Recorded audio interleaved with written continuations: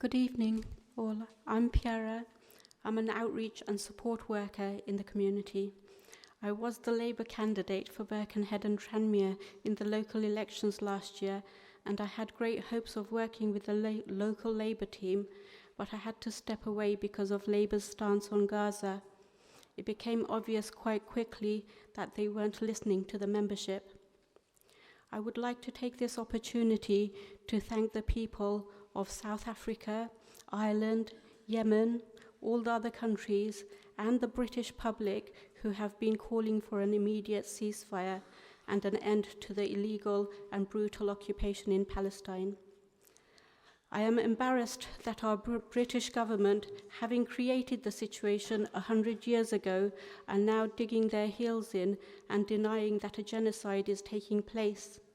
Since this is apparent to the majority of the public and experts on the subject, like Ilan Pape and Norman Finkelstein, I dare say the profits from arms sales is clouding their judgment.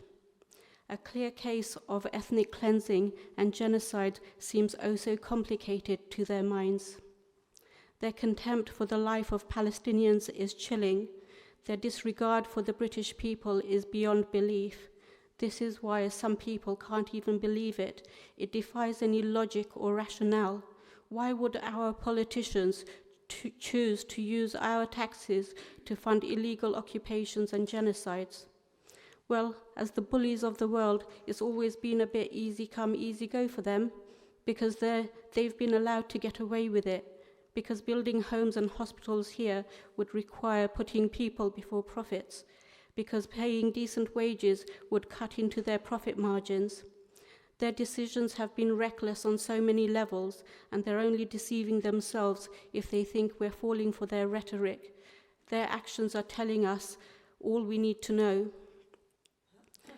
My request to everyone present here, or who hears my message later, like it or not, our fates are inextricably linked with the Palestinian people.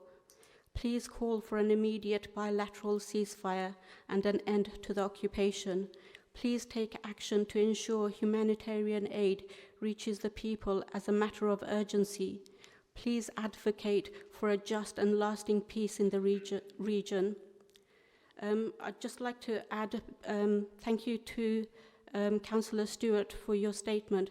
The only thing I'd like to add to that is the resistance groups will have to lay down their weapons when the occupation ends.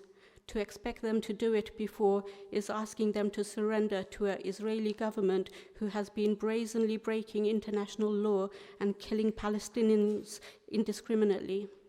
Please consider their position without prejudice. I say none of us are free until all of us are free. Thank you, Piara.